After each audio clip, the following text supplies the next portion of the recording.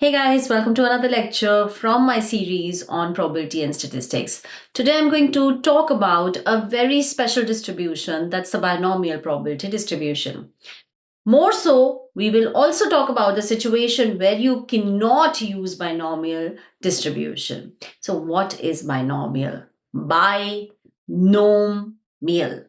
So basically bi means two, nom comes from name. So when you are able to divide your data in like two names per se, for example, suppose the same coin is tossed successively and independently n times. We use S to denote the outcome heads and F to denote the outcome tails. So, well, understand. So, what are we doing? Our outcomes are divided into two parts, two names, heads and tails, or success, failure. So, S here is success, failure. F is for failure. So, when you are able to divide your data or your experiment in and your outcome from that experiment in these two names, success and failure, that's a binomial situation. But what all is happening here? Let's jot it down. Point number one to note. The experiment consists of a sequence of n small experiments. Every toss in itself is an experiment. These n small experiments, they're called trials. So you have n trials. N is fixed. That's very important. Now, what kind of trials are these? Each trial can result in only one out of the two outcomes. There are only two possible outcomes. S for success, F for failures. So you can just have success or failure. No other result can come out of every outcome. Extremely important to always remember these trials are supposed to be independent. It shouldn't happen that the first toss is connected to the second toss. The results in the second toss should be free from whatever happens in the first toss. Okay, so trials should be independent. The probability of success, PS, and probability of failure, it is supposed to be constant from trial to trial.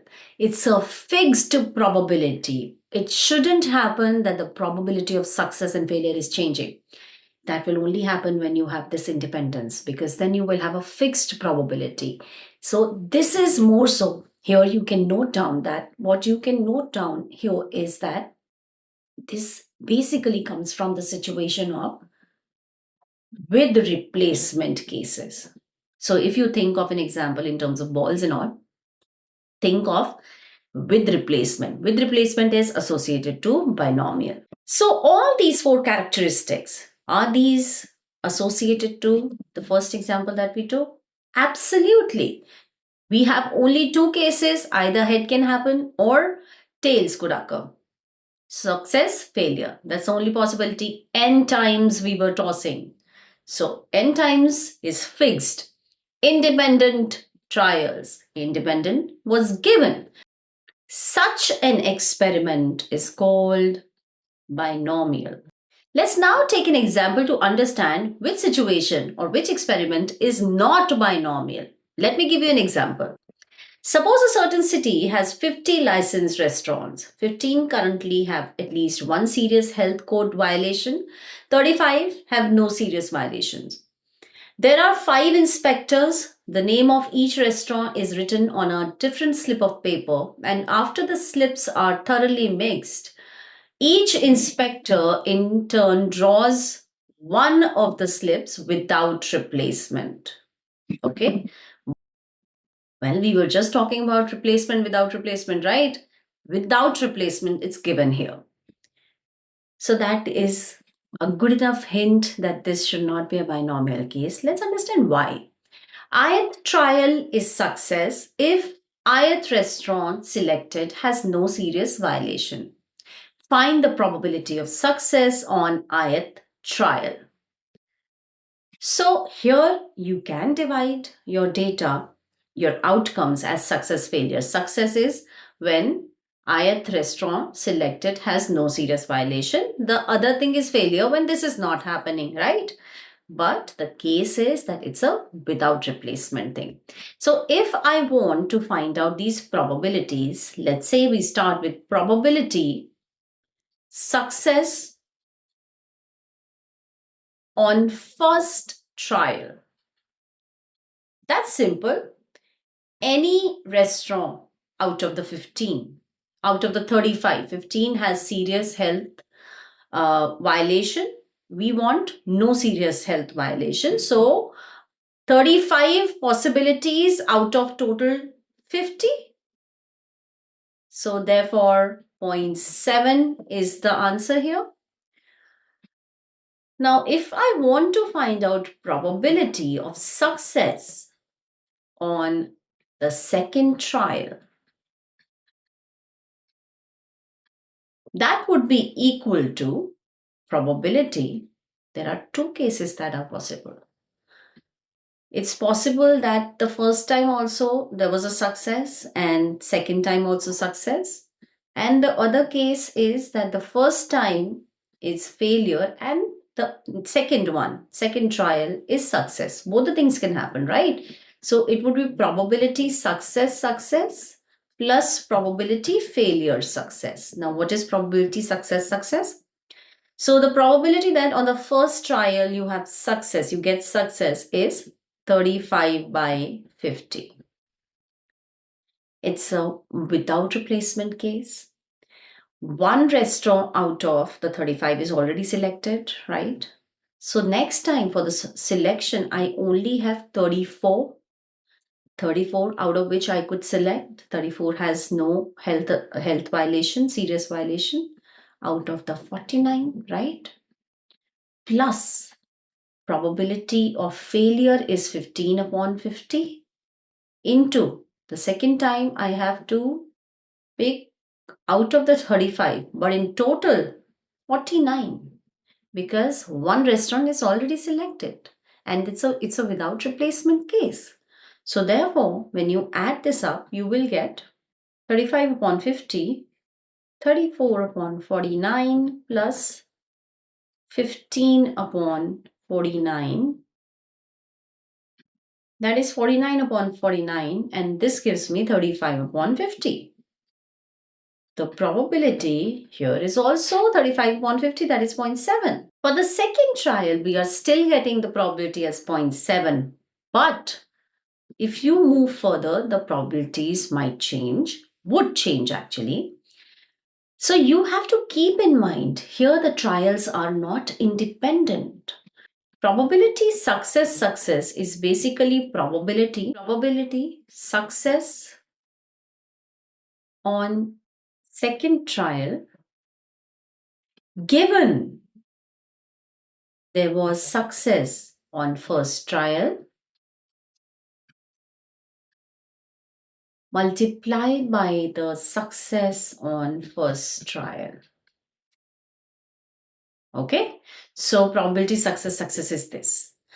You can see that there is a dependence and therefore whether the answer in terms of probability changes or not, this is a dependent case. These trials are not independent, so you cannot use binomial here. You will have to find out the probabilities in a different fashion. Okay, so it's very important for us to first of all clarify to ourselves what's binomial, what's not binomial.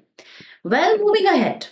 So therefore, the binomial random variable associated with a binomial experiment consisting of n fixed trials is defined as the number of successes among the n trials. That's how you define this random variable. Once you define the random variable, of course, there will be a probability attached to it. Let's understand how to calculate that. So when the number of successes among n trials, let's fix our trials. Let's take the example of taking 3 trials at a time. So when I take 3 trials at a time in terms of success failure, because these are the only 2 things happening. What all can happen? I can get these 8 combinations, right? These 8 combinations are possible because I can get 2 options for the first trial, 2 options for the second, 2 options for the third. So in total 8, right? So success, success, success, success, failure, failure, success, success, failure, success, failure, success, failure, failure, failure, failure, success, success, ऐसे ही करके failure, failure, success, and failure, success, failure. So these are the 8 possibilities that you will get, right? What is our random variable? Our random variable is a number of successes. So in सारी situations में आप x क्या होगा निकाल सकते हो. So random variable x is the number of successes. तो यहाँ पर 3 success, 3s we can see. Here I can see just 1. Here I can see just 2. Here 2. Here 0. Here 2, 1, 1. So that's how you will give value to x, and associated to that x will be a probability. Similarly, in case we take n to be equal to 4, अब उसका case क्या होगा? You will have 2 into 2 into 2 into 2. 16 cases you can create. 16 cases as in 16 distinct outcomes you can create. Okay. Now, x is the number of successes or number of s when you create your cases. I have just taken like about 8 cases with the ones starting with success. So what you can see here in the first case, there are 4 s's. So 4 is x. Then 3, then 3, then 3, then 2, 2, 1, so on and so forth. The other cases, of course, you can write down the other cases starting with, say, F, F, F, F. So 0s. Then say F, F, F, S. So 1s, so on and so forth. Now, what is the probability attached to x equals to x? That is the value. Now, since the outcomes are independent, so probability of success, if it is say P, if you define probability of success in each experiment to be P, then in that case, it'll be P into P into P into P into P, and therefore P to the power 4. In case there are 3 successes, so that means 3 times you will just have P into P into P, so PQ, and 1 time you're getting a failure. In case again X is 3. So that means in total you have 3 times success, so P into P into P, and 1 time failure, so 1 minus P out here. Similarly here, in case x is 2, that means 2 times you have P and failure 1 times, so 1 minus P square, 1 minus P square, and so on and so forth. So what does this tell us? This lets us generate binomial probability mass function. The probability mass function of x, as you can see, depends on 2 things, n and p. Why? Because of course the probabilities are dependent on P, and N is very important because that means that's how our outcome flows. If it is 3, then you have different outcomes and the different kind of probabilities. Then if you have 4, it's different, right? So that's why we generally denote our probability mass function in case of binomial as Bx is the random variable, NP parameters. And this is equal to, so when we say B, X, and P, that means probability that the random variable X is taking the value lowercase x. So which means the total n cases, the total n outcomes, out of which I can select any x places for success, any x places for success. When I say any x places for success means that if I say that success, we have 3 successes. Now 3 successes could be like this in the case of 4. It could be like this, it could be like this, and so on and so forth, right? So NCX will take care of all those cases where you are getting 3 successes or X successes. Now you are getting X successes in total. So in terms of probabilities, you will multiply P those number of times, X number of times. Since the total number of trials is N, the remaining times you must be getting failure. What are the remaining times? N minus X times. So therefore, this is the probability mass function. All you need to do is, if you get a question where you know that you have to apply binomial, just put in this formula and you'll have your answer. Next, let's figure out mean and variance for binomial random variable. We already know how to figure mean and variance, right? So let's apply that. But before that, you need to recall the mean and variance of Bernoulli random variable, because see what happens is that in Bernoulli, exactly the same thing is happening. You need your outcomes to be either a success or a failure. You need to divide it into success, failure, only 2 outcomes, success, failure. And the only difference between binomial and Bernoulli is when we talk about Bernoulli, there's just one trial. It's also known as Bernoulli trial. It's just one trial. So there's just one trial and everything else is the same. You have fixed probability, probability of success and failure. These are the only 2 things that can happen. It's Bernoulli. So therefore, binomial is actually n independent Bernoulli trials, nothing else. So the binomial random variable X could be taken up as the sum of n Bernoulli trials. And therefore, if you observe the mean of binomial EX is nothing but expected value of x1 plus x2 plus so on and so forth till xn, where your xi is Bernoulli. And do you remember the mean of Bernoulli random variable? Go back to your lecture and figure it out. I've already done that with you. P is what you get, the probability of success. So, by the linearity of expected value, which is also something that I have discussed with you guys, this is nothing but EX1 plus expected value of x2 plus so on and so forth till expected value of xn. And all these are Bernoulli with the same parameter, with the same mean. So therefore, all you are doing is you are adding up p n times. So expected value of binomial is nothing but np. Similarly, if we talk about variance of this random variable x is nothing but v for variance of x1 plus x2 plus so on and so forth till xn. And that means it is variance, and that means it is variance of x1 plus variance of x2 plus variance of till xn.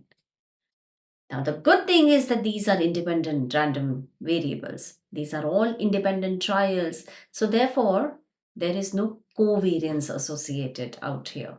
The Bernoulli trials, x1, x2, x3, so on and so forth, they don't have any covariance attached. So therefore, we can open up variance like this. And that means we are just adding up the variance of n Bernoulli random variables. And what is the variance of Bernoulli? The variance of xi is p into 1 minus p. So we get n times pq. Q is 1 minus p. So these are the two important results about binomial distribution. I hope this lecture would have helped you in understanding what is binomial and what is not binomial. And now you will be able to calculate binomial probability in any scenario. Thank you very much.